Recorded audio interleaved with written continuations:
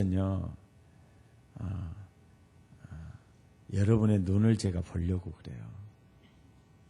이게 너무 세면 안 보이더라고요. 난 눈이 나빠서 그런지.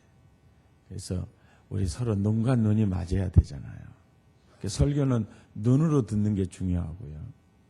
이걸 아이 컨택이라고 그러죠. 예. 여러분 오늘부터 부흥회를 하는데요. 부흥회를 여러분이 그냥 하고 싶어서 합니까? 아니면은 하나님이 하라고 해서 합니까? 어디서 하라고 합니까? 여러분 큰일이에요, 그것이. 뭐가 큰일이냐면 성경 봉독 분명히 했잖아요. 근데 아무 생각 없이 성경을 읽는다는데 그것이 나의 문제라는 거예요. 너희는 금식일을 정하고 이렇게 기간은 안 정해져요. 형편에 따라서 기간은 정하고 뭘 소집하라 그래요? 뭘 소집하라 그래요? 성회를 소집하고 어디로 모이라 그래요? 여호와의 성전으로 몰수히 모아서 뭐 하라 그래요? 여호와께 부르짖으라고 그래요. 자, 한마디로 뭐 하라는 거예요? 예? 예? 하여간 한국 사람은 끄트리밖에 몰라. 뭘 소집하라는 거예요? 성회를 소집하라는 거예요. 뭘 소집하라고요? 성회를 소집해서 기도하라는 거죠. 예. 그러니까 이 말이 이렇게 돼 있지 않죠. 성회 소집 한번 해보겠느냐. 의사를 묻지 않죠. 그죠? 일방적이에요. 너희는 금식일을 정하고 그 기간은 정해주지 않아요. 그것은 우리의 형편에 따라 그건 우리가 정해야 될 문제고, 성회를 소집하고 부르짖을지어다. 이것은 하나님의 일방적인 명령이에요. 아멘입니까? 그래서 부흥회는 우리가 하고 싶어서 시작한 게 아니고 누가 하라고 하죠? 하나님이 하라고 해서 부흥회가 시작이 돼요. 예. 그러니까 하나님께서 부흥회를 하라고 하실 때는 그만한 이유가 있을까요, 없을까요? 왜 부흥회를 그러면 하라고 하실까요? 여긴 두 번만 물어보면 또 대답 못 하시네. 자, 부흥회를 하나님이 하라고 명령을 하실 때는 분명한 이유가 있겠어요, 없겠어요? 이유가 있죠. 그런데 요엘서 1장 14절에서 성회를 소집하라고 하고요.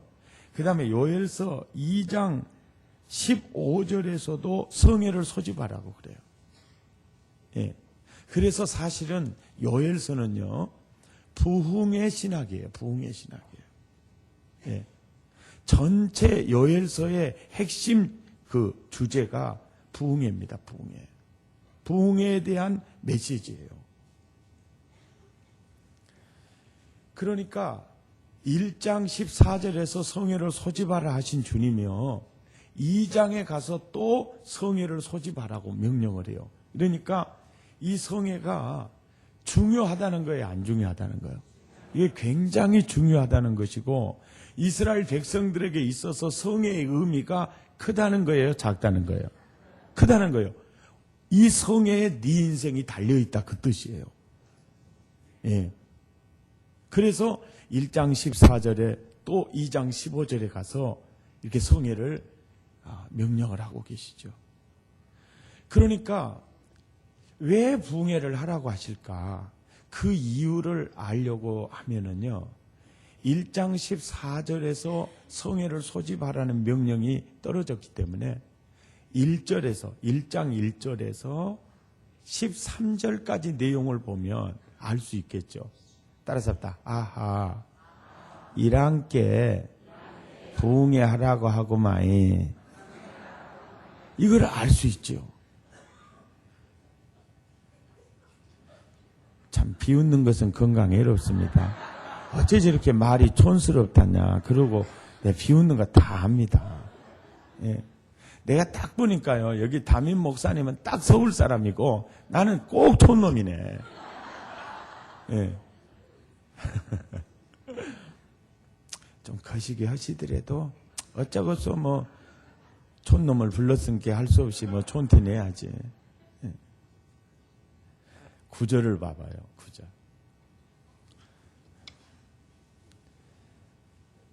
무엇과 무엇이 여호와의 성전에서 끊어졌죠? 소제와 전제가 뭘까요? 쉽게 말하면요, 구약식으로 드리는 예배예요. 근데 그 예배가 정기적으로 드려지는 거예요? 끊어졌어요? 누가 슬퍼할 정도로? 무조건 생각난 대로 집이들은 대답해보요. 예? 그래, 제사장들이 슬퍼하죠. 그러니까 제사장들이 슬퍼할 정도로 예배가 끊어졌으니까 당시 이스라엘 백성들의 영혼이 건강한 상태예요? 병든 상태예요? 병든 상태예요. 그러니까 여러분, 남편이 신앙생활 잘하다가 정기적으로 예배 시간 잘 지키고 그래 신앙생활 잘하다가 영혼이 병들어가지고 예배가 끊어져 있고 그러고 자빠져 있는 걸 보면 아따 헌금 안 들어간게 겁나게 좋겠구만 가만히 계속 자빠져 있어. 그럴 예편내가 누가 있겠어요? 어때요? 예? 아니 없는 것이 아니라 설사 그 사람이 있다 그러면 마음이 어쩌겠냐고. 무엇이 없어 엄청 많은 것 같은데. 예? 아들이 영혼이 병들어서 남편이 영혼이 병들어서 그렇게 있다면 부모 마음은 어쩌겠어요? 아프죠? 하나님 마음은요? 부모 마음이 더 아플까요? 하나님 마음이 더 아플까요? 와, 알기는 답 찾는 데는 선수예요. 그래서 하나님 마음이 너무 아팠어요. 야, 영혼이 병들어 예배가 끊어져 있는 그 백성을 보신 하나님의 마음이 너무너무 아팠어요. 어떻게 하든지 그들의 영혼을 치유해서 회복시켜주고 싶어서 너희는 금식일을 정하고 성회를 소집하여 여호와의 전으로 몰수히 모아 부르짖을지어다. 왜요? 병든 영혼을 치유해서 뭐 해주려고? 회복시켜 주시려고. 아멘입니까? 아하, 병든 영혼 치유하고 회복시켜 주시려고 부흥회하라고 하시는구나. 이해가 되시죠? 야, 그래요. 그리고 또 12절을 보세요. 시작. 포도나무가 시들었고 무화과 나무가 말랐으며 석류나무와 대추나무와 사과나무와 밭의 모든 나무가 다 시들었으니 이러므로. 자, 사람의 뭐가 말랐어요? 사람의 뭐가 말랐어요? 즐거움이 말랐어요. 그러면은 마음이 건강하다는 거예요? 병들었다는 거예요? 마음이 병들었다는 거예요. 네. 여러분, 육신의 병보다 더 큰 게 마음의 병입니다. 마음이 병들면 인간은요, 모든 게 다 병들어요. 그러니까 하나님의 나라는 성령 안에서 의와 평강과 희락인데요. 그게 말랐다는 단어가 흔적도 없이 마른 거예요. 건조대에 빨래 거들어가서 빨래 만져보면 빨래가 말랐다라 그러잖아요. 근데 솔직히 말해서 빨래가 마른 거예요? 습기가 마른 거예요? 그러죠. 습기가 마른 건데 마음의 즐거움이 그 정도로 말랐다는 거예요. 이때는 아멘 정말 안 돼요. 안 된다 그러면 하려고 오고죠. 또. 너무너무 마음에 이렇게 마음이 병들어 있으니까 하나님 마음이 너무 아픈 거죠. 그래서 병들어 버린 그 마음을 회복해 주시려고요.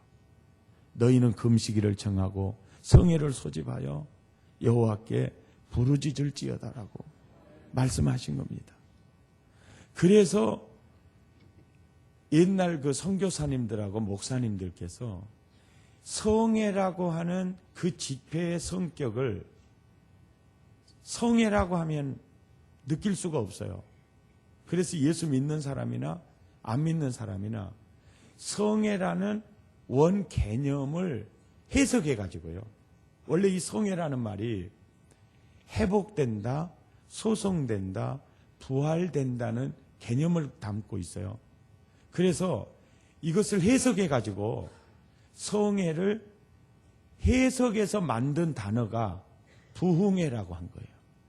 부흥회가 뭐냐면 다시 부자에 흥할 흥자예요. 다시 흥하는 것이 회복이고 다시 흥하는 것이 소성이고 다시 흥하는 것이 부활입니다.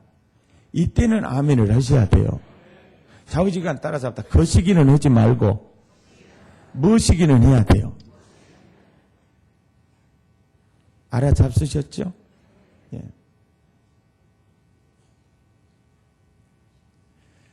그래서 성애가 바로 부흥회예요. 그런데 그 부흥회라는 낱말 앞에 두 가지 말이 붙어 있죠. 그게 뭐죠? 심령이라는 말이 붙어 있어요. 왜 붙어요?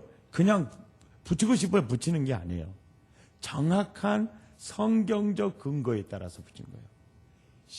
마음을 부흥시키고 영혼을 부흥시키는 회라는 거예요. 그런데 왜 우리는 사실 영혼과 마음만 부흥돼 가지고 해결되는 게 아니잖아요. 그런데 성경을 보면 창세기부터 요한계시록까지요. 영혼이 병들면 꼭 따라서 마음이 병들어요. 그리고 환경이 병들어요. 이게 항상 세트로 가요. 또 영혼이 잘 되잖아요. 그러면 꼭 마음이 즐겁고 또 환경이 또 좋아져요. 그러니까 비가 내려서 반드시 이 싹을 내고 열매를 맺게 하듯이 은혜가 임하면 그 은혜가 실패한 경우가 없어요. 예. 그래서 남다른 은혜가 임하시는 분들 보면은 반드시 그 은혜가 역사를 만들어 가는 거예요. 예. 항상 세트로 놀죠. 그러니까 이스라엘 백성들도 영혼이 병들어 소재와 전제가 끊어지고 마음의 즐거움은 말랐으니까 환경이 어느 정도로 피폐해져 갔냐면요. 4절을 보세요. 자, 죽고 살고 이스라엘 백성들이 농사 지어놨더니 누가 와서 뜯어먹어요? 그리고 그것이 남긴 것을 또 누가 와서 뜯어먹어요? 또 메뚜기가 남겨놓은 거 누가 와서 뜯어먹어요? 너치가 남긴 걸 또 누가 뜯어먹어요? 사람 먹을 게 있게요, 없게요? 그래도 황충이 좀 남겨놓은 거 있을랑가 모르잖아요. 여러분이 대답을 아주 잘하셨어요. 진짜 없었어요. 성경적 증거 7절입니다. 시작. 그들이 내 포도나무를 멸하며 내 무화과나무를 긁어 맑게 벗겨서 버리니 그 모든 가지가 열매뿐 아니라 나무 껍질까지 다 벗겨 퍼먹은 거예요. 그러니까 사람 먹을 게 있어요, 없어요? 자, 농사는 누가 지었어요? 예? 사람이 지었죠. 열매는 누가 먹어요? 그냥 황충이라고 하는 사람은 설교 빨리 끝나면 쓰겠다 그거예요. 황충이는 아직 멀었어요. 저 누가 나와요? 정신을 좀 차려봐요. 처음에 누가 와서 뜯어먹어요? 그 다음에 그래죠. 그 다음에 황충이 나오는데 옆 사람한테 말 좀 해줘요. 아무리 바빠도 순서대로 가야 된다고. 여러분, 자, 농사는 누가 지어요? 사람이. 열매는 누가 뜯어먹어요? 그때 이제 여기서는 팥중이, 너치, 메뚜기, 황충이 말하면 복잡하잖아요. 이럴 때 쓰라고 만들어 놓은, 하나님이 만들어 놓은 방언이 뭐냐면 거식이에요. 자, 농사는 누가 짓고? 열매는 누가? 그러죠, 그게 거식이. 이것이 저주 개념이에요. 저주 개념이에요. 그러니까 봐요. 수고하는 사람에게 경제가, 열매가 흘러 들어가면 복이에요. 근데 거시기한테 가면 이게 저주예요.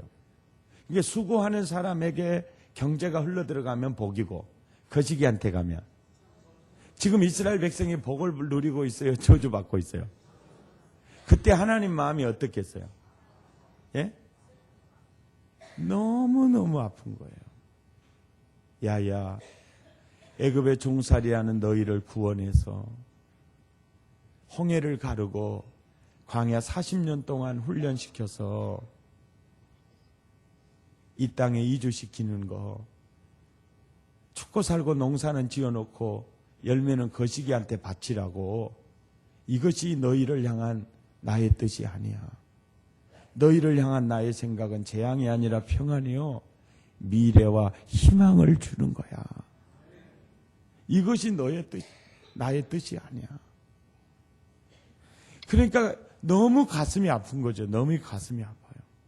그래서 그 무너져버리고 병들어져 버린 피폐한 그 환경을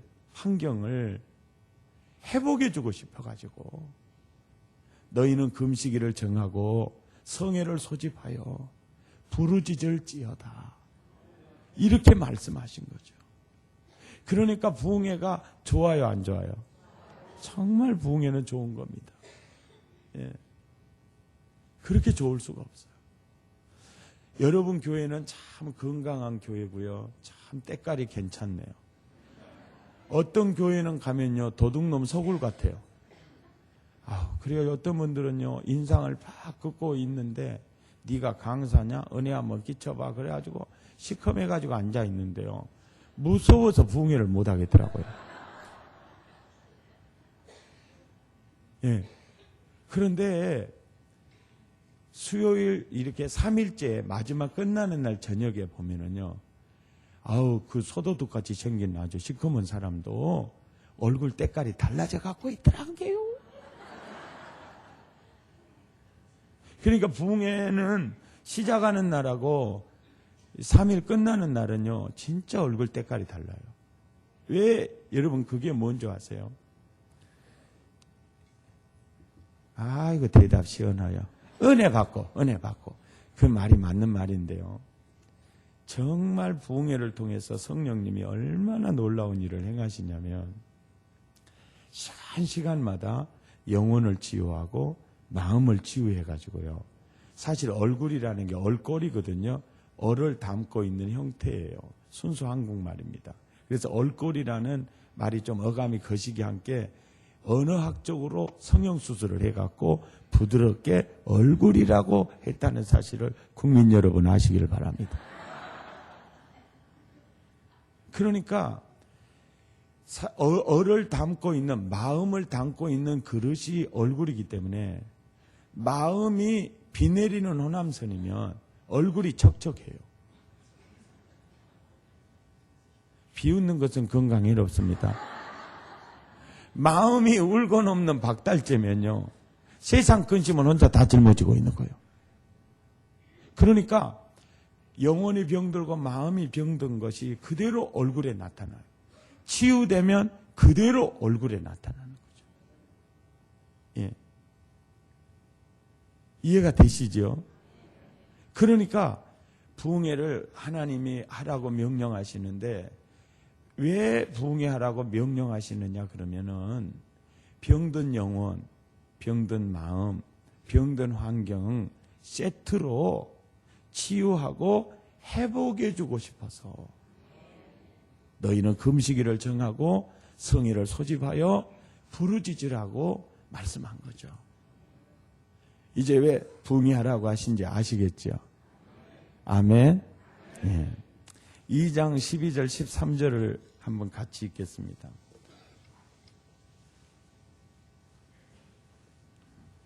시작. 여호와의 말씀에 너희는 이제라도 금식하고 울며 애통하고 마음을 다하여 내게로 돌아오라 하셨나니 너희는 옷을 찢지 말고 마음을 찢고 너희 하나님 여호와께로 돌아올지어다.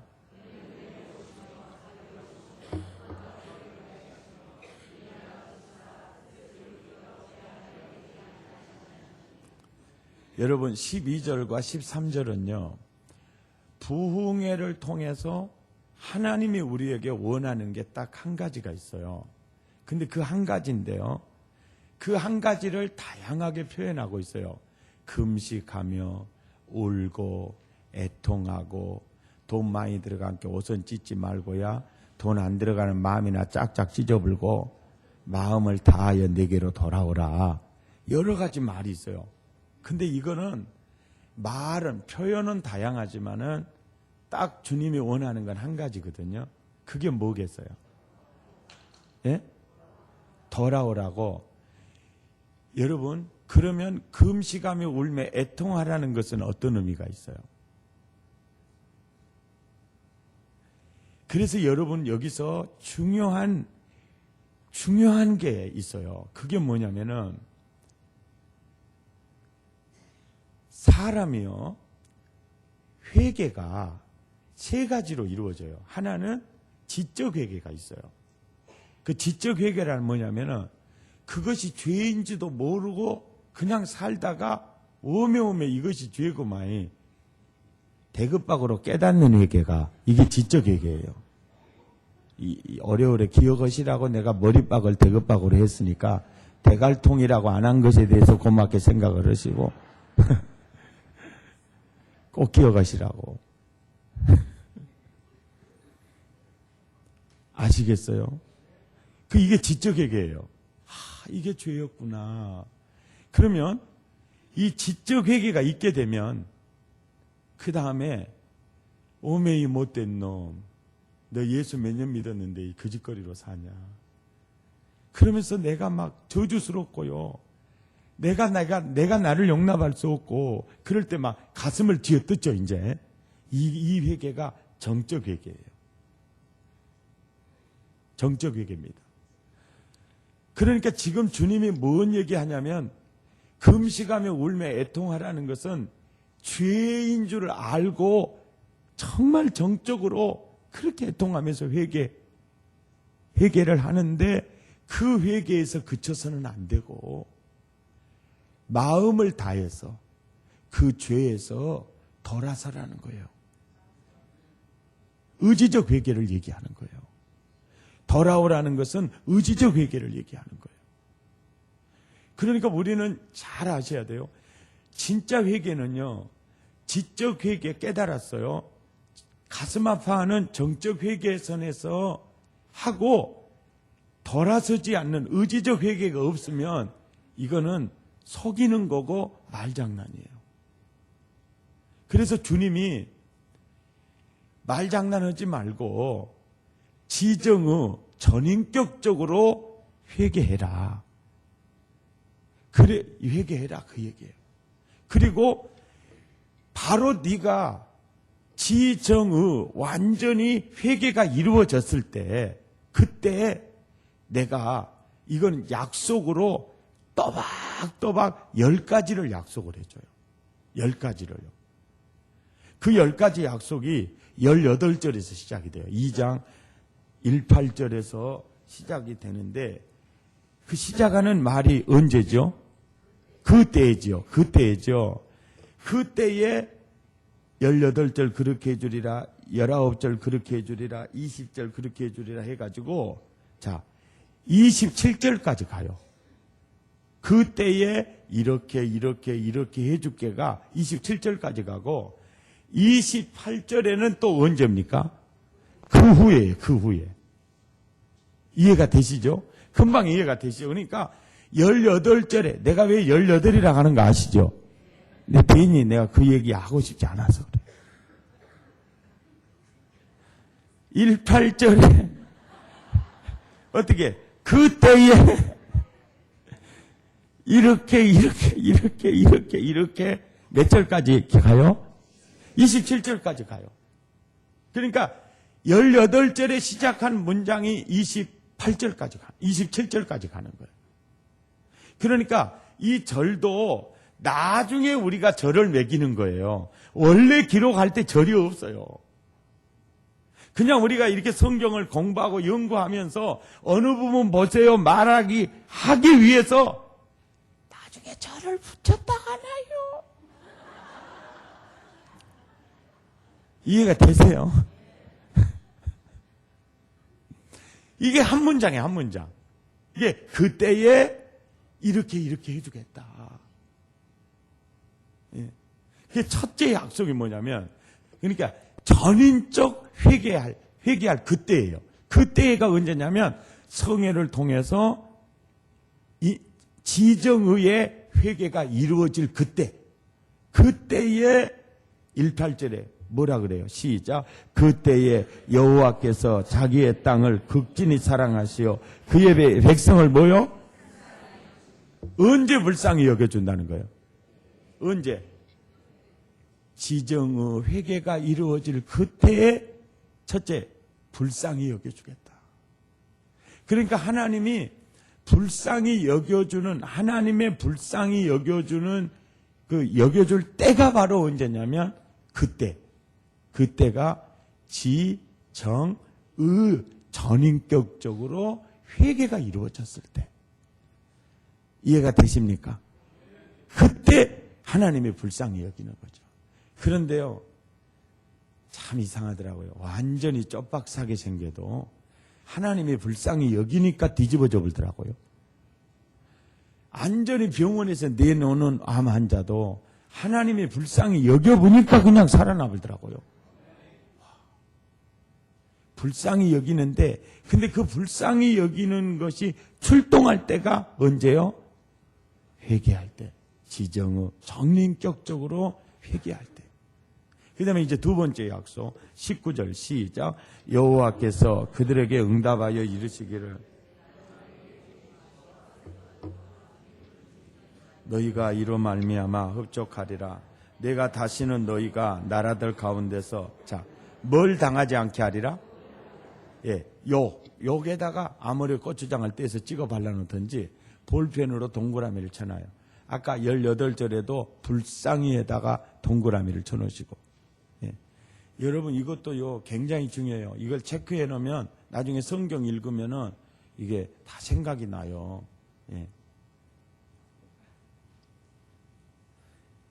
그 다음에 20절은요.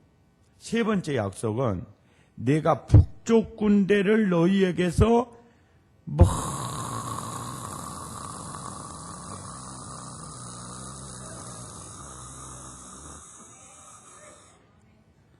아직까지 아멘 안 하시는 분은 너 거기서 죽어버려라 그러고 와요. 이 북쪽 군대가 복의 군대예요, 저주의 군대예요? 저주의 군대예요. 그러니까 그때에 회개하니까 이 저주가 너무 아멘을 빨리 하면 한강밖에 못 갔어요. 좀 시간도 좀 잘 맞춰봐요. 그래도 일본까지 땡겨놓고 와야 되잖아요.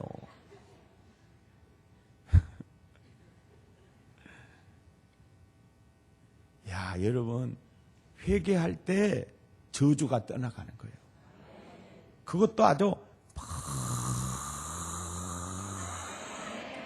아유 그래도 38선은 넘었어요. 네. 그 다음에 20절이요. 이제 네 번째 약속이요. 시작. 땅이여 두려워하지 말고 21절이네요. 기뻐하며 즐거워할지어다. 여호와께서 이것도 아멘을 너무 빨리 하니까 큰 게 적어져 버리잖아요.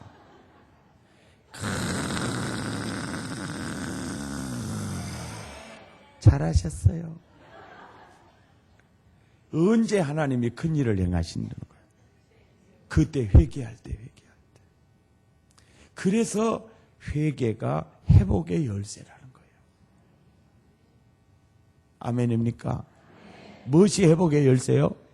회개가 회복의 열쇠라는 거예요. 그 다음에 22절은요. 시작. 들짐승들아 두려워하지 말지어다. 들의 풀이 싹이 나며 나무가 열매를 맺으며 무화과 나무와 포도나무가 다 뭘 내는도다? 힘. 영어로. 와, 잘하시네요. 국제적이세요. 할렐루야. 파워. 힘을 내는도다. 23절에요. 시작. 시온의 자녀들아 너희는 너희 하나님 여호와로 말미암아 기뻐하며 즐거워할지어다. 그가 너희를 위하여 비를 내리시되 이른 비를 너희에게 적당하게 주시리니 이른 비와 늦은 비가 예전과 같을 것이라. 그러니까 여러분, 이 성경이 쓰여지는 때는 농경사회겠어요, 산업사회겠어요? 농경사회 때는 이른 비와 늦은 비만 적당히 오면 더 이상 바랄 게 있어요, 없어요? 없죠. 예, 브라질 말로 따봉이고 전라도 말로 땡이죠. 비 웃는 것은 건강에 해롭다 그랬죠. 확실히 웃으세요, 웃으시려면. 그러면은 이 말씀이 산업사회나 정보사회 때는 이른 비, 늦은 비 적당히 와갖고 해결돼요, 안 돼요? 안 되죠. 그러니까 정보사회 때나 산업사회 때는 이 말씀이 적용이 안 될까요, 될까요? 예? 그래서 이런 본문을 해석을 할 때 신학적, 통전적으로 해석이 되어야 이 본문의 의미를 제대로 적용이 되는 거거든요. 그런 해석을 통해서 이 약속을 해석을 하면 정보사회와 산업사회 때는요, 이렇게 해석이 돼요. 때를 따라 대급방 열어줄게. 이 말을 다른 말로 말하면은 때를 따라 눈구녕을 열어주마. 비 웃는 건 건강에 해롭다 그랬죠. 여러분 잘 보세요. 그리고 또 하나는 때를 따라 사람 붙여주마. 여러분 가만히 생각해 보세요. 복은요, 눈구녕을 통해서 들어오고 사람을 통해서 들어와요. 근데 이 복이 나갈 때도 눈구녕이 삐어가지고 나가버리고 도둑놈 만나고 나가버려도. 그러니까 항상 이 굉장히 중요한 얘기예요. 돈을 아주 그렇게 잘 지킨 사람도 한순간에 눈구녕 삐어가지고 나가버리는 거예요. 그리고 사기꾼 만나가지고 털려버려. 무슨 얘기인지 아시겠죠? 그러니까 여러분 꼭 복은요, 눈을 통해 들어오고 사람을 통해 들어와요. 또 복이 나갈 때도 눈을 통해서 나가고 사람을 통해서 이렇게 나가거든요. 그러니까 이 말이요. 회개하면 내 영혼이 깨끗하면 깨끗할수록 눈이 다르고요. 만나는 사람이 달라지는 거죠. 예. 제가 이건희 회장님을 참 존경해요. 이번에도 그런 얘기 참 멋진 얘기잖아요. 우리 삼성이 일본 소니, 파나소닉을 제치고 정말 엄청난 매출을 자랑해서 돈을 벌었지만 우리가 일본에게 배워야 될 게 한두 가지가 아니다. 지금 삼성 제품 안에 들어있는 주요 요소들은 일본에서 개발하고 그것을 사다가 조립해서 파는 것이기 때문에 우리는 아직도 일본을 한참 배워야 된다. 나는 그분은요, 말도 안 해요. 항상 이러고 다니다가 입이 열렸다 그러면 잠언이 나오더라고요. 정신 차려야 됩니다 그러고 한참 배워야 된다 그러고.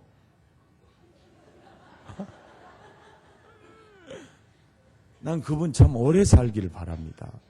참 한국을 복되게 하기 위해서 하나님이 정말 귀한 분들 세워줬어요. 저는요, 이승만 대통령에 대해서 진짜 고마움만 가지고 있고요. 왜? 공산주의 이빨 속에서 대한민국 건진 사람이요. 참 그 사람 고맙고, 물론 거시기도 있어요. 그러잖아요. 이게 사람은 언제나 머시기가 있고 거시기는 공존해. 옆 사람한테 물어봐. 집이도 그러죠? 물어봐. 예. 그런데 우리는 사람을 좋게 봐야 돼. 죽어본 사람 나쁘게 보면 뭐 돼요, 또? 좋게 봐야 돼. 그리고요, 참 박정희 대통령 같은 분들도 진짜 중요한 분들이에요. 여러분 사람들이 보면은 물태우 하는데요. 그 물태우 아닙니다. 예, 그분도 참 솔직히 말해서 6.29에서는 우리가 데모한 사람은 있지만 그래도 데모 죽어라 해도 때려잡아 죽이면 어쩔 거예요 또. 그래도 제가 그렇게 하겠습니다 해가지고 또 딱 와 이게 얼마나 멋집니까 또. 외교 같은 것도 참 훌륭하죠. 그리고요 이렇게 정주영 씨 같으신 분들이나 참 김어중 씨도 아깝긴 하지만은 정말 그런 분들은 사실 최순영 회장 같은 경우에도 참 귀한 분들이라고 생각해요. 목사님들도 그럽니다. 정말 좋은 분들을 주셨어요. 예. 야, 요즘 그 훌륭한 목사님들 보면 내가 저분들을 내 눈으로 볼 수 있었던 것이 얼마나 감격인지 몰라요. 야, 내가 저 모델을 따를 수 있었다는 것이 얼마나 은혜인가. 그리고 우리 후배 목사님들 보면은 정말 기특한 분들이 많아요. 우리 목사님은 많이 안 겪어봤는데 내가 반한 것 같아요. 너무 신선하고 잘생겨가지고요. 내 옆에 있기가 싫더라고. 있기가 싫어. 대급박도 트럭도 많고.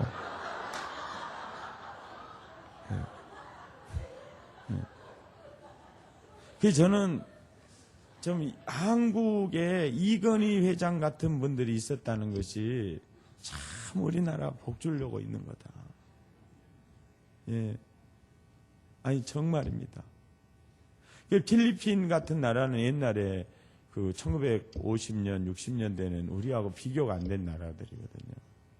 근데 마르코스 그 이멜다 맨날 엄만 살 때 박정희 대통령이 서럽게 돈 빌려다가 어떻게 하든지 경제개발 5개년 계획 세워가지고 이렇게 하는 걸 보면 필리핀 사람들이 한국을 얼마나 부러워하는지 몰라요. 그러니까 거기는 마르코스 때문에 신세 조져불고 우리는 박통 때문에 일어나고 그랬다가 나요. 그러니까 누구를 만나느냐 이게 중요하거든요. 복은 항상 복은요. 눈을 통해서 오고 사람 통해서 오는데 근데 그게 내 마음대로 되는 게 아니거든요. 내 영혼이 깨끗하면 깨끗할수록. 이건희 회장 왜 얘기가 나왔냐면 이건희 회장님의 리더십을 좀 알고 싶어서 이건희라는 책이 아마 목사님도 보고 많은 분들 보셨을 거예요. 딱 사서 보는데 놀랐어요. 그 삼성 계열의 사장님들이 많이 있는데 연봉이 당시에 20억에서 30억이에요. 지금은 30억에서 50억 될 겁니다. 그런데 그 작가가 놀랐어요. 정보통신 부문의 사장, 쉽게 말하면 애니콜 사장이거든요. 그 애니콜 사장이 잠원동 27평 임대 아파트에 사는 거예요. 전세 아파트예요. 그것도 알고 보니까 삼성에서 얻어주는 아파트예요. 그럼 자기는 부동산이 있느냐? 없어요. 이해가 안 되잖아요, 작가가. 1년에 20억에서 30억을 받아가지고 이 물건을 어디다 돈을 다 썼냐. 그걸 작가가 추적 조사를 했더라고요. 그랬더니 그때 사장이 누구냐면 이귀태 사장이에요. 이귀태 사장은 덕실한 크리스찬으로 자신의 개런티를 선교하는 일과 구제하는 일과 봉사하는 일에 다 사용하고 있었다. 그 책은 신앙서적이 아니거든요. 근데 너무 큰 충격을 받아서 작가가 그걸 쓴 거예요. 나는 그걸 보고 딱 느꼈어요. 아하, 애니콜이 모토로라나 노키아보다 늦게 출발했어도 사실 휴대폰은 세계 제일의 애니콜이거든요. 이렇게 머리가 될 수 있었던 것은 이런 인물들이 삼성의 지도자로 있었구나. 왜? 이게 이제 이 성경이 나오네요. 내가 때를 따라 눈 열어줄게. 때를 따라 사람 붙여줄게. 그게 전부 대급학을 통해서 오는 것이고 사람을 통해서 오는 거거든요. 아멘입니까? 여러분 주님과 여러분 사이에 죄가 없어요. 죄가 없으면은 여러분의 영혼이요, 지리산의 맑은 시냇물처럼 여러분의 영혼이 그럴 때가 있었을 거예요. 없으면 좀 해봐요. 그러면요, 눈이 달라요. 정말 눈이 다릅니다. 그래서 성경의 샘플을 대라면 다니엘이에요. 그거는 죄를 절대 용납 안 합니다. 요셉도 그래요. 특징을 봐봐요. 눈깔이 다르고 꼭 그때마다 꼭 사람이 디딤돌들이 있어요. 길이 되는 그 사람들이 꼭 있어요. 예. 궁덩이에 빠져 죽어보려고 하니까 유다가 살려주고, 그죠? 또 보디발에 키워주고, 또 보디발에 에펜네가 한국 사람인가 봐요. 그 여자가 김치 맛을 알아가지고 요새만 만나면 동치미 담자고 했다가요. 동치미 담자고. 그래갖고 동치미 담자고. 이런 목사들은 물을 먹여야 돼요.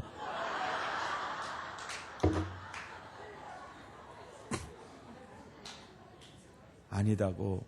내가 하나님 앞에 죄를 지을 수 없다고. 눈이 달라요.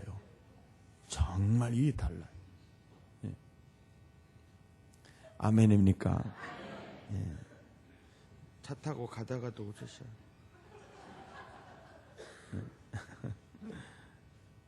자, 24절 또 약속 봐봐요. 시작.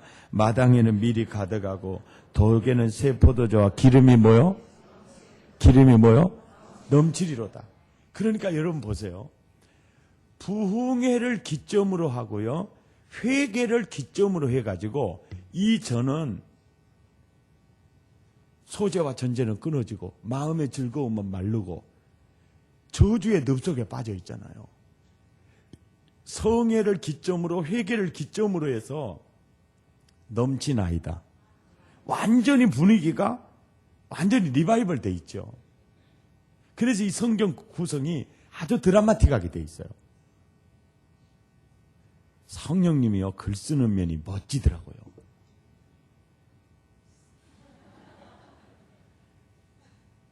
아멘. 야, 정말 멋져요.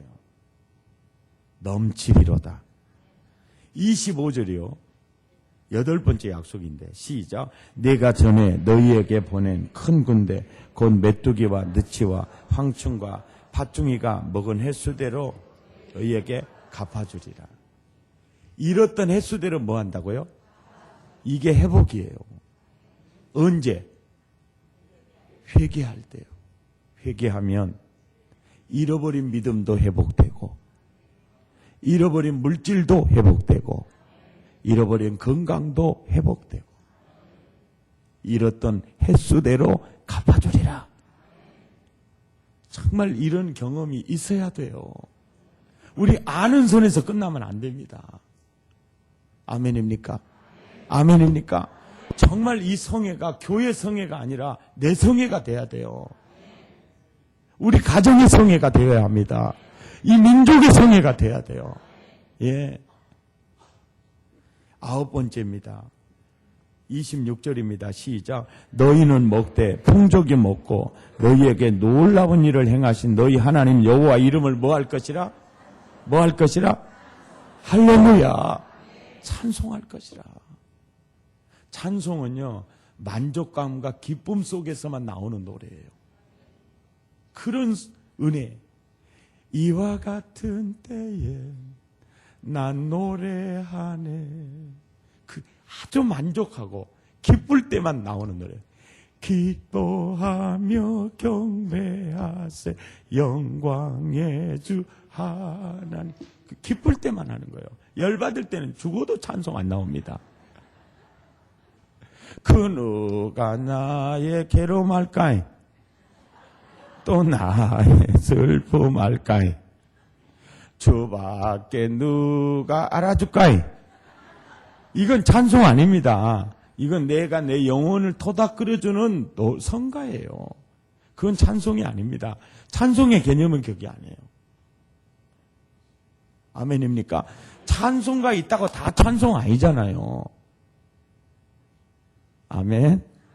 여기서 찬송을 부르게 하려 합니다. 그 말은 뭐냐면 감격 속에, 만족감 속에, 기쁨 속에 살게 하겠다.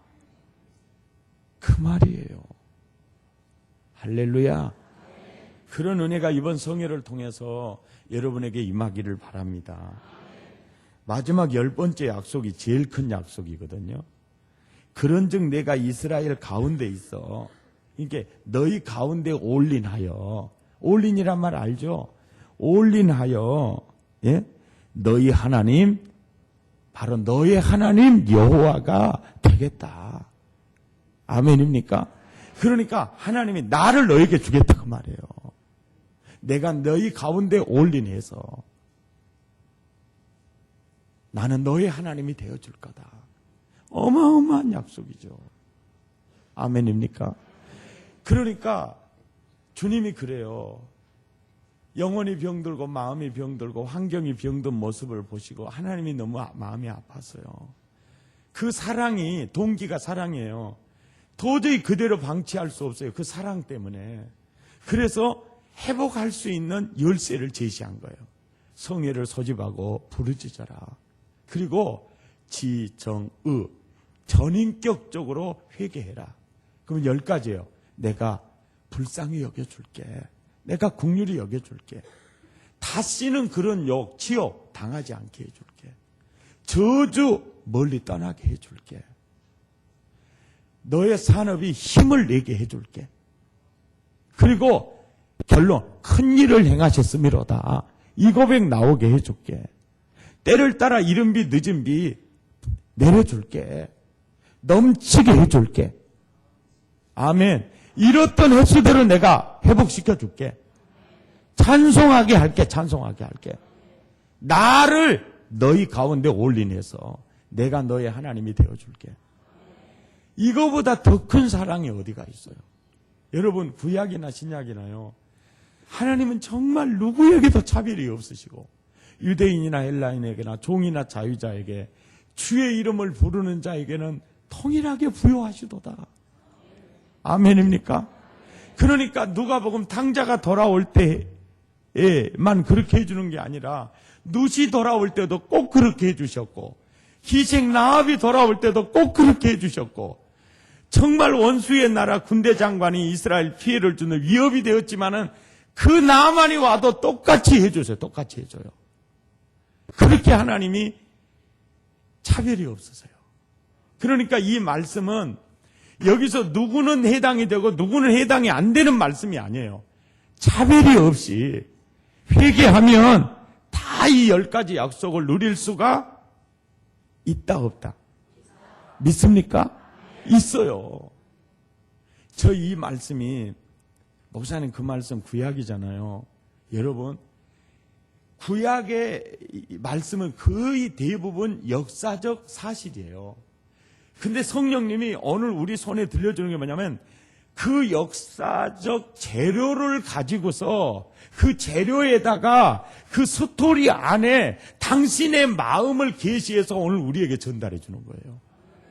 그러니까 구약의 말씀이니까 우리한테 해당이 되는 게 안 되는 게 아니에요.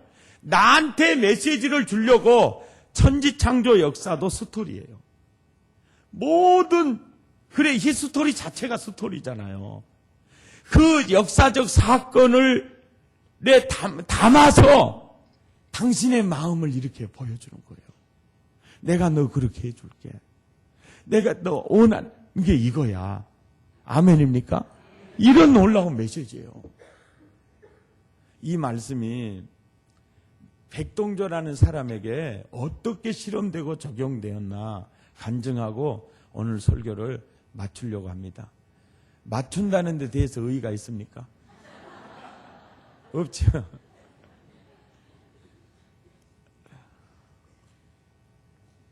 저는요, 참 불우한 가정에서 태어났어요. 왜냐하면 저희 아버지하고 저희 어머니가 나이 차이가 25살 차이가 나요. 우리 어머니가 시집을 딱 와본게 아버지가 낳은 5남매가 있는데 큰아들하고 우리 어머니하고 동갑이었어. 예. 그게 왜 우리 어머니 본 부인이 돌아가셨어요. 상처하신 아버지가 장가를 갔는데 우리 어머니는 총각인 줄 알고 왔는가 봐죠. 그때 그 시절을 아십니까? 얼척도 없는 시절. 그래 내가 그랬어요. 뭐단데 이죽구석에 왔냐고 내가 그랬거든요. 그랬더니 우리 어머니가 너 날라고 왔다 그러더라고. 근데 그때부터는 내가 그 말을 할 수가 없었습니다. 그렇게 가난한 집안에 어머니가 시집을 오셔서 아버지한테 6남매를 낳았어요. 그때는 저녁 먹고 할 일이 없었어요. 텔레비도 없고 그래서 하는 것이 생산에 주력을 했고 그래서 그 시대를 가리켜서 베이비 붐 시대라고 그랬어요. 그것도 7남매 8남매 더 날 텐데 6째 돌날 아버지 생애가 나갔어요. 그래서 6째에서 끝났어요. 그 후에 3살, 그 후에 6살인데 그 새끼가 나요. 6살 때 아버지가 돌아가시고 내 위로 9살, 이제 12살, 15살 그렇게 이제 형제간들이 있어요. 6남매요. 그때까지만 해도 저희 집은 보살이 파고 살았고 1년이면 큰 곳을 3번씩 했어요. 아버지가 돌아가시니까 또 큰 곳 3번 안 하면은 누가 죽을지 모른대요. 그래서 또 1년 농사 지어가지고 큰 곳 하는데 다 사용을 했고 그 굿이 끝나고 마당에다가 아버지 상방을 신당처럼 지어놓고 아침과 저녁으로 밥상을 진설하셨어요. 그렇게 우상숭배에 아주 지극이셨어요. 저희 어머니가 시집 오셔가지고 본 부인의 5남매를 다 이렇게 결혼시켜서 출가를 시켰는데 그들이 술을 가득히 먹고 우리 어머니한테 와서 그러는 거예요. 예말이 오매 동생들은 우리가 킬 테니까 거시기 하시오. 그게 우리 어머니가 어야 저 눈깔 뻔히 뜨고 자빠져 있는 저것들 땡겨버리고 이 나이 먹어서 뭔 팔자를 고치겠다고 시집가겠는가. 자네들이 잘 도와주면 저것들 바라보고 살아야지. 그때부터 배다는 삼형제는 술을 가득히 먹고 고함을 지르면서 우리 집을 향해서 진격에 들어오기를 시작했어요. 대한민국에서 민방공 훈련은 우리 집에서부터 출발했어요. 대피하라. 그러면은 우리는 3분이면 대피하려 하고 민방위 대장이신 우리 어머니가 원수와 싸웠어요. 전우의 시체를 넘고 넘으시는데 나가 못 나가. 어떻게 장정들이 쥐알려 버렸던지 뻥뻥 떨어지면서 돌담에 머리를 다치면은 그 비명 소리가 숨어 있는 곳까지 들려요. 그래서 저희 어머니는 항상 머리에 수건이 묶어져 있었어요. 왜 보기 싫게 묶고요? 그러면 벌어져 볼락 함께야. 벌어져 볼락 함께. 하루에 4손 3병씩을 드셔야 생활할 수 있었고 골뱅 든 데는 똥물이 약이라고. 그래서 직관 통시에 가서 똥물 받아다 잡수시더라고요. 아버지가 돌아가신 우리 집은 어두움 그 자체고 빛이 보이지를 않았어요. 그저 한따까리 하고 가면은 우리 어머니 치매복 속에서 저희들은 한없이 밤지새워가며 울었고 배다른 형제들이 쳐들어올 때가 되면 우리 어머니는 고양이 앞에 쥐처럼 너무너무 안절부절했어요. 그런데 동네 유지 이장도 그렇게 패대기 치고 해도 누구 하나 나서서 이 못된 놈들아 말한 사람 없고 아버지 형제간 작은아버지 살아계셔도 우리 어머니가 너무 울면서 가서 도움을 요청해도 뭐들라 그 집구석에서 사냐고 나가보려고 배다른 형들하고 말이 똑같았어요. 기가 막혔어요. 길이 보이지 않는 우리 집에 예수님이 그 동네에서 교회 다니는 분이 딱 한 분 있어요. 그분을 성전 삼고 그분을 앞세워가지고 예수님이 우리 집 찾아오셨어요. 누구냐면 김순금 집사님이라고 예수긴의 엄마거든요. 형님은 예수 믿어야 했어. 왜? 사람은 믿을 것 없어. 하나님밖에 믿을이 없어. 시숙님 살아있을 때 동네 이웃이 이장들 그따위 행동했어? 씨아제 그런 행동했어? 그래도 시숙님 살아있을 때 형수님 했던 사람 하나 쓰러지고 나니까 그 인심 저속변이잖아. 사람 믿을 것 없어. 그러면 누구 믿어? 하나님밖에 없어. 형님은 예수 믿어야서. 어째? 사람은 믿을 것 없어. 예수님밖에 없어. 자네나 잘 믿고 잘 살 수 있 사람아. 내 걱정하지 말고 아야 나야 짱짱이 믿고 살지. 형님도 믿어야서. 그 우리 어머니가 자꾸 전도를 하니까 우리 어머니가 막 물도 찌크러 보려고 그러고 막 성질도 내고 우리 어머니가 또 보통 꼬라지가 아니거든. 2시간 동안을 막 실내기를 전도를 막 하니까 일을 못 하겠으니까 보내보려고 응 알았네. 응 알았어 갈게. 그랬다가 나요.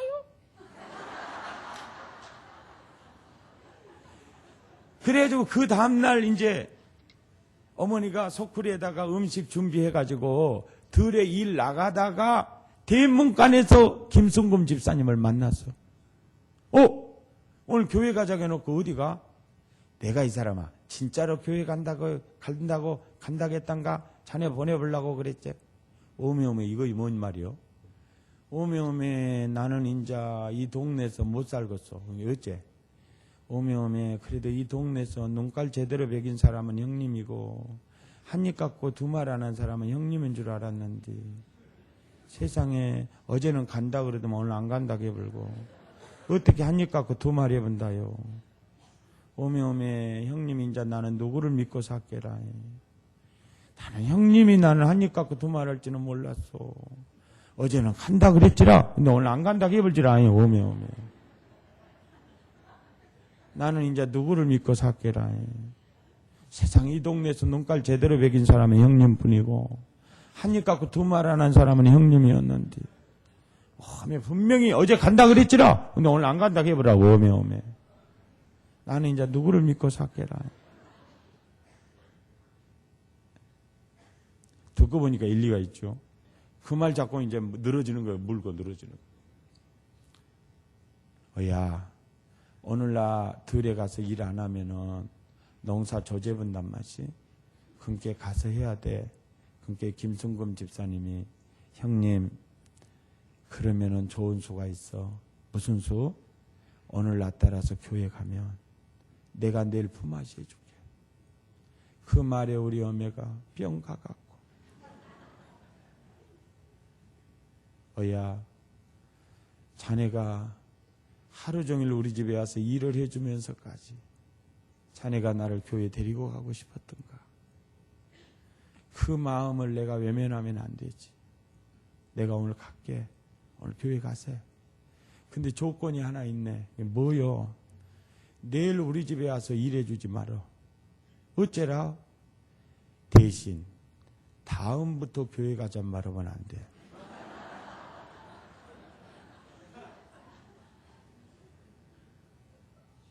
다음부터 교회 가자고 하면은 내가 쌔바닥을 잘라볼 거예요. 말이 무섭잖아요. 그래갖고 교회를 가셨어요. 거기서 교회까지 20리예요. 동네 몇 개 넘어가야 돼. 예배를 드리는데요. 하나님이 뭔지 기도가 뭔지 아무것도 몰라. 거듭나기 전에는요. 성령의 감성적 임재가 먼저 임해요. 성령의 감성적 임재가 임하면 불안했던 마음이 이해할 수 없이 평안해져요. 슬펐던 마음이 순간 기쁨으로 뒤집어져요. 답답했던 마음이 툭 터져요. 이게 감성적 임재거든요. 감성적 임재가 우리 어머니를 딱 감싸니까 우리 어머니 최초의 신앙 고백이요. 워메 내가 살 곳이 이곳이구만. 워메 내가 살 곳이 이곳이구만. 그냥 친정 어머님의 품에 안긴 것처럼 이렇게 편하고 좋구만. 내가 살 곳이 이곳이구만. 그래갖고 오메 내가 살 곳이 이곳이구만. 그 우리 어머니 마음의 문의 빗장을 열어버리니까요. 그때 예수님이 기다려 했을까요? 쏙 들어가 봤을까요? 길 대신 예수님이 우리 어메 속에 쏙 들어가 봤어요, 이제. 그래, 그때부터 길 대신 예수님이 따라, 너는 저녁 예배 가야지. 그래갖고 오후 5시 반에 이제 우리 어메가 김승금 집사 집에를 가는 거예요. 불 떼고 밥하고 있는데, 야, 저녁에도 예배가 있다가 안 하던가? 형님, 나는 저녁에는 안 댕긴디라.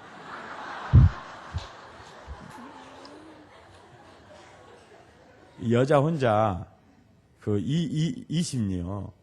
논뚝 2kg, 산길 2kg, 신양로 2kg, 귀신 난 원뚝 2kg 못 다니거든요? 그러니까 저녁에 못 다니죠. 나는 저녁에는 안 되긴디라, 그러니까. 우리 어머니가 어떻게 교회를 가고 싶었어요? 떼끼순 이 사람아. 전도를 하려면 똑바로 서 이 사람아. 그래갖고, 데리고 갔어요, 이제 또. 그 다음날 새벽 3시 반에 또 길 대신 예수님이 그런 거예요. 딸아, 너는 이 백씨 집안 대대로 이 귀신 이기려면 기도밖에 없어. 너는 기도해야 돼. 그 3시 반에 또 주님이 깨져가지고 또 예수님네 집 가가지고 예수가 새벽에 형님 새벽에 어쩐 일이요? 야 새벽에도 예배가 있다 안 하던가. 그러니까 김승금 집사님이 나는 새벽에는 한 번도 안 되게 봤어라. 대기순 이 사람아, 예수 믿으려면 제대로 믿어. 그래가지고 또 새벽에도 데리고 가고. 그래가지고 김승금 집사님이 우리 어머니 전도해가지고 쇠가 빠뜨려 고생했어요. 그 나중에는 하도 저녁 예배 다니면서 툴툴, 새벽 예배 다니면서 툴툴, 그러니까 땡겨불고 혼자 다녔어요. 예. 엄마, 그렇게 무섭지도 않아? 무엇이 무섭다냐? 아이, 지새끼도 무섭고, 호랭이도 무섭고, 그러지. 아니야. 귀신도 안 무섭다. 그런데 참 보면요. 제일 무서운 게 사람이더라고요. 참 사람이 무섭더라고요. 근데 참 이런 얘기는 해야 될지 안 해야 될지 모르는데요. 그 원뚝을 이렇게 다 그 새벽에 이제 어두울 때 가면은요. 분명히 전등불을 들고 사람이 와요, 사람이. 근데 비껴갈 때는 사람도 뭣도 없어. 아무것도 없어. 그게 무엇이겠라? 분명히 사람이 그 허약불 들고 원뚝에를 같이 역력히 오는데 비낄 때는 사람도 뭣도 아무것도 없어. 그때 굉장히 소름 끼친 겁니다. 뭔지를 모르겠어. 떡개비일까? 근데 우리 어머니는요, 그건 귀신 역사를 하더라고요. 그 무서움증을 통해서 그 기도하는 길을 막으려고 하는 그거. 그래서 우리 어머니 특징이요. 내가 마귀한테 지면은 내가 안 되지. 이것이 우리 어머니의 철학이요. 그 예수 이름 앞에 어떻게 해? 오늘만 일이 나가셨죠. 그러니 참 여러분, 이 복음은 굉장히 현실적이고 사실적이에요. 예수님이 그러잖아요. 내가 길이다. 우리 어머니 천국 가셨는데요. 임종하는 순간까지 정확한 길이 되세요. 야, 예수님이 목자예요. 그리고 나는 빛이야 그러잖아요. 예수님 영접한 순간부터 우리 어매가 때깔나기를 시작을 해요. 어매 영혼도 밝아지고 우리 집구석도 밝아지고 야 그래요. 그리고 주님은 산성이고 방패시고 그러잖아요. 예수님 만난 다음에 우리 어매는 어떻게 그렇게 짱짱한지 몰라. 배다른 삼형제 쫓아올 때도 눈 하나 이제 깜짝 안 해. 자식들 전능하신 주님이 나와 함께 하신다. 얼마나 전투력이 증강이 돼가지고 완전히 간땡이는 붓고요. 눈은 부리부리 오고 자식들 하나님이 가만둘지 아냐 이놈들아 그러고 내 주님이 나의 목자이시다. 어떻게 세게 나가든지 배다른 삼형제가 저 여자를 공격해갖고는 아무 시어보가 안 나겠다. 그래가지고 내가 6살 때 아버지 돌아왔는데 9살 때 초등학교 2학년 때 공격 목표를 바꿨어요. 동조 이놈의 새끼 짝두로 모가지 썰어버려. 짝두가 뭐냐고 내게 물으신다면 소염을 썰는 그거에다가 내 모가지 잘라면 돼. 그 말에 우리 어머니가 얼마나 겁먹었어요. 그 길로 나를 데리고요. 강주 서석국민학교로 전학을 시키면서 너 절대 오지 마라. 학교 다녀오니 해코지 한다. 이거 절대 오지 마라. 그래갖고 초등학교 2학년짜리 나를 데려다가 우리 누님 신혼방에다가 얹혀놨어. 그런데 누님 신혼방이 제적음 나지도 않고 사돈댁에 있는 신혼방이에요. 피난 살이 웬 말인고. 집에 들어가기 싫어요. 학교 갔다 와도 들어가기 싫고, 시험시 낮짝이 어두우면 무조건 빗자루 들어야 되고, 우거지 같으면 걸레바라다 문대야 되고, 우리 어매가 쌀몽 땅 갖다 주면 시댁 식구들하고 해 먹어버리니까 금방 떨어지잖아요. 그러면 내 도시락은 보리밥이고 다른 애들은 다 쌀밥이고 계란 후라이고. 그때 서석국민학교는 강주에서 제일 그 부잣집 동네거든요. 그래서 저는 소풍 가는 것도 싫었고 학교 다닐 때 점심시간이 싫었어요. 그래가지고 그때는 중학교 시험 봐서 들어가는데 동성중학교 2학년 때요. 보건소에서 의사 선생님들이 나와가지고 학생들을 운동장에다 세워놓고 유관 금지를 해요. 그래갖고 혈색이 안 좋으면 몇 가지 조사를 해줘요. 그때 제가 병들어서 죽어져 가고 있는 걸 발견이 된 거예요.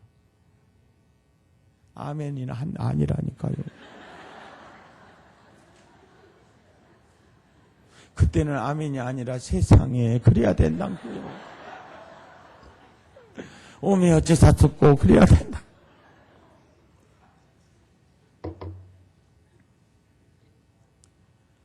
백동조 학생은 학생들과 함께 공부하면 안 될 지병이 있으므로 자퇴를 요망하.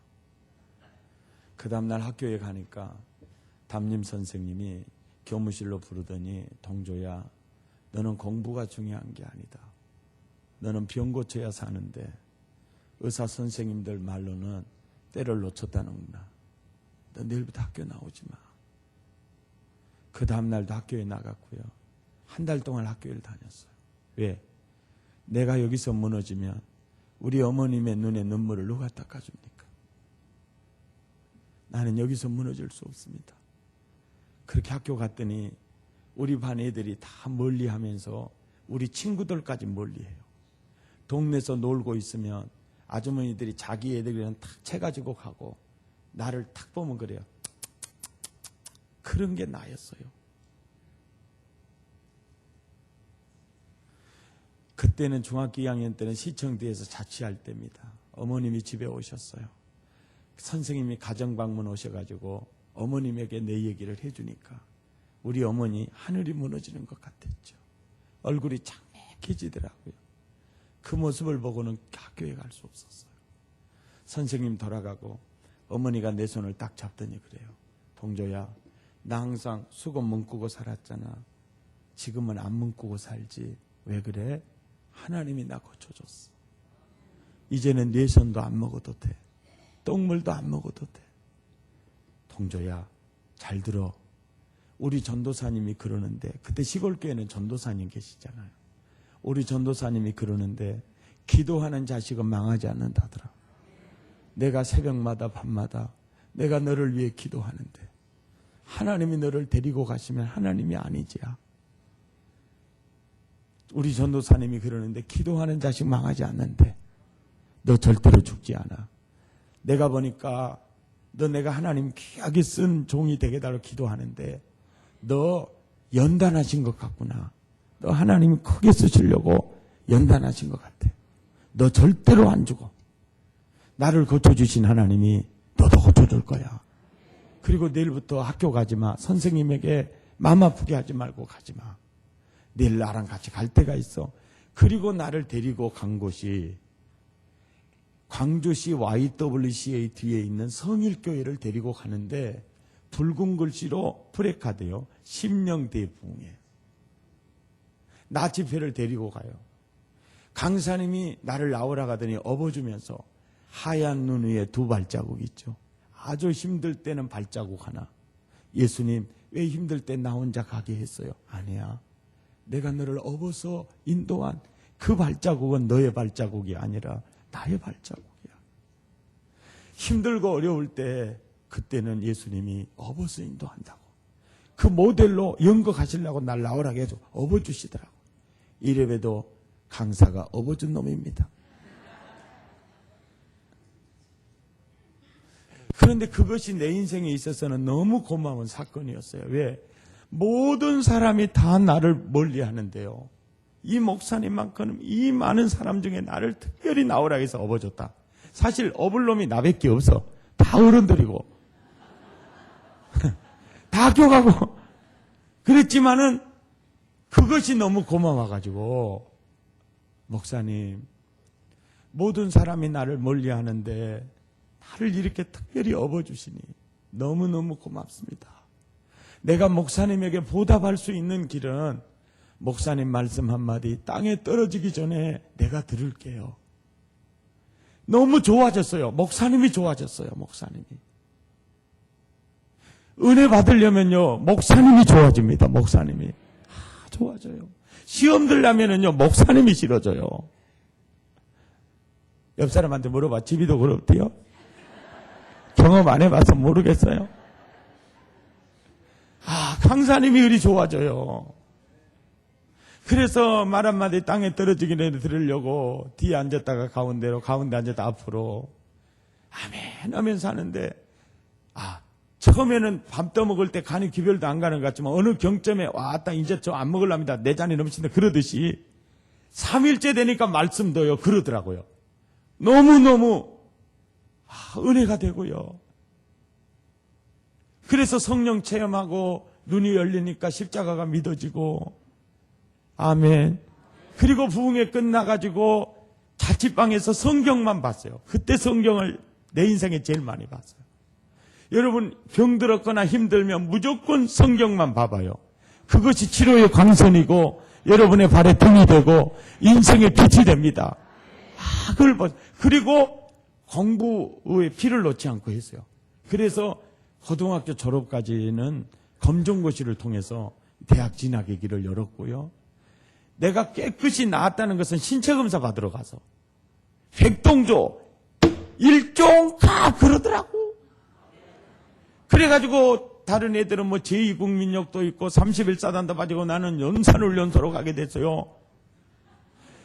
다른 새끼들은 찍찍 울고 가는데 나는 너무 좋아가지고 학교에서 버림받은 내가 일종갑을 자랑스럽게 받아가지고 연산훈련소로 가니까 너무 좋아가지고 사나이로 태어나서 군가 부르고 가가지고 쇠가 빠트로 고생했지.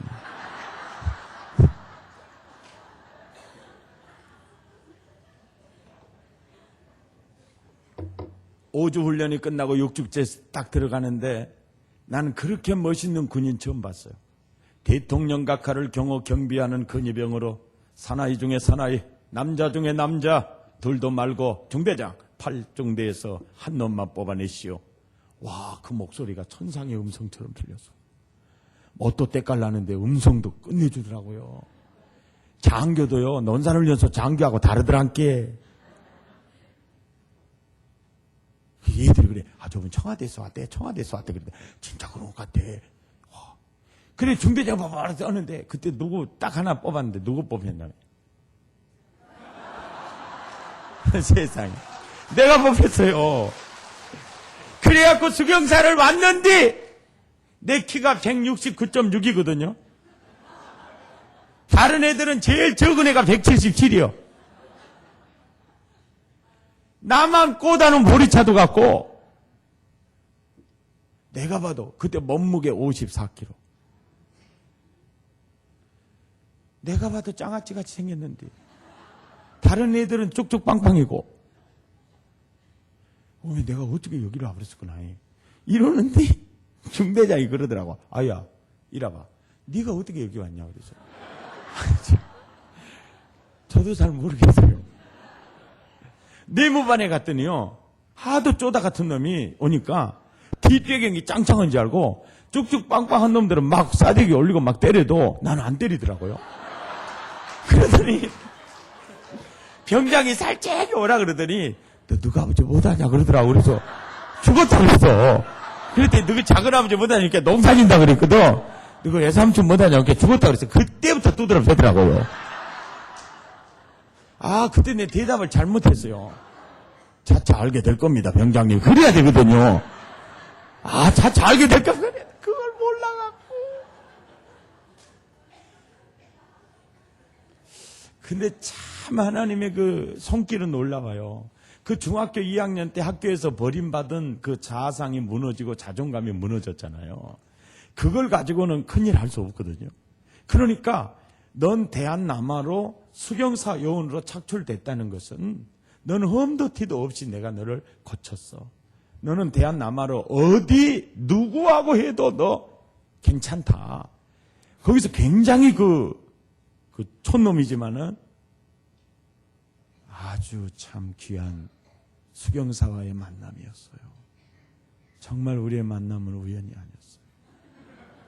아니, 하나님의 섭리가 정말 놀라웠어요. 정말 놀라웠어요. 그리고 영광스러운 혜성교회, 제가 지금 집회를 하고 있는 이 순간까지 얘기를 하려면 내일 새벽까지 가야 돼요. 그래서 필름을 여기서 끊는데요. 여러분 한번 정확하게 한번 봐보세요. 이 간증이 여러분의 간증이었을 거예요. 제가 그 성일교회 부흥에 참석할 때 나는요, 정말 요엘서 1장이었어요. 마음의 즐거움은 흔적도 없었어요.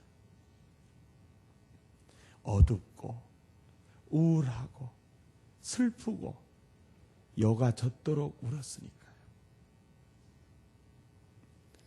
그리고 내 몸뚱아리는 팥종이, 내 학교는 느치가, 그렇게 좋았던 친구들은 메뚜기가. 어떻게 보면 거기서 학교에서 잘리는 거는 내 미래의 희망마저 황충이 앗아간 겁니다. 진짜 요엘서 1장 같은 참 처절하고 그 모습 그대로 부흥에 참석했는데, 당시에 목사님들의 설교가 나이 드신 장로님들은 이해할 거예요. 열처녀 비유. 전부 여러분 그렇게 예수 믿어가지고 천국 가시겠냐고. 시간마다 회개만을 강조했어요. 우리 누님 미워했던 거 회개하고, 거짓말했던 거 회개하고, 병들어 몹쓸 몸 주님에게 내 인생 맡긴다고, 천부의 의지 없어서 웬 말인가 날 위하여 주돌아가셨나, 예수 나를 위하여 울어도 못하네, 힘써도 못하네, 믿으면 하겠네, 그러면서 마음에 가득한 의심을 버리고 찬송하면서 내 인생을 맡겼거든요.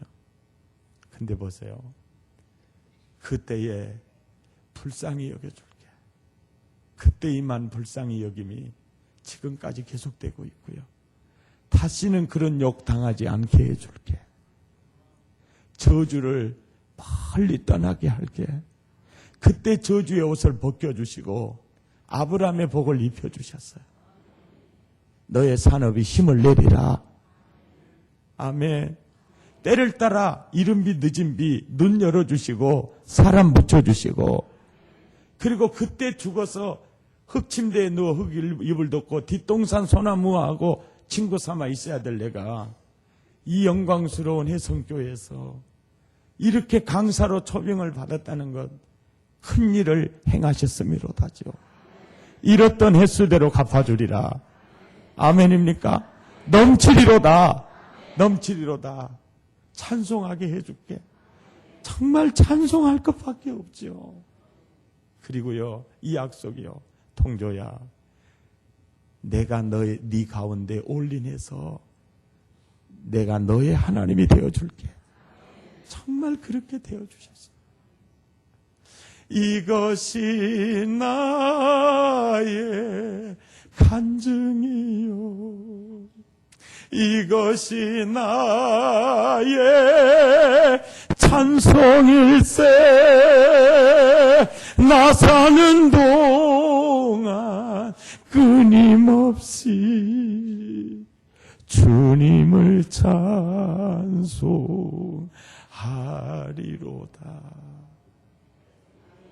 할렐루야. 오늘 이 간증을 들으시는 분 중에 50% 이상은 목사님, 그 간증이 내 인생의 간증이었네요. 그러지 못한 분은 요엘서 2장부터 역사가 쓰여지기를 기대합니다. 우리의 만남은 우연이 아닙니다. 오늘 이번 성회가 여러분의 인생의 내리막길에 회전하는 터닝포인트가 되기 바랍니다. 바닥치는 현장이 되기를 바랍니다. 아멘. 믿습니까? 그렇게 되기 바랍니다. 예. 오늘 이제 내 평생 살아온 길 찬양하고 이제 회개 기도하는데요. 15분 정도 우리 기도하고 가시는데, 제가 1시간 반 정도 설교하는 목적은 15분간에 회개하기 위해서 설교를 한 겁니다. 그래서 이 15분을 놓쳐버리면 오늘 설교를 거두어 드리지를 못하고 그냥 가는 것 같아요. 근데 마귀가 야, 집에서 애기 기다리겠다, 야, 열받는 남편 또 성기를 부리고 자빠져 있겠다, 야, 별놈의 통신을 가지고 와서 개의 환상을 보여주더라도 15분을 놓치면 안 됩니다. 그리고 이 15분 기도할 때 성령님이 영혼을 치유하시고요, 마음을 치유하시고, 이제는 주님이 여러분 직접 만지십니다. 아멘입니까? 그러니까 딱 백뮤직이, 이 통성기도 배경음악이 딱 15분 나오고 딱 끝나면 요이동하고 나가면 됩니다. 가운데 있는 사람 막 기어 나오려고 하면 안 됩니다. 할렐루야. 아멘입니까? 완전히 15분, 이게 제일 중요한 시간이에요. 이때 주님이 만져주는 여러분 느끼게 돼요. 할렐루야. 아멘. 찬양하겠습니다.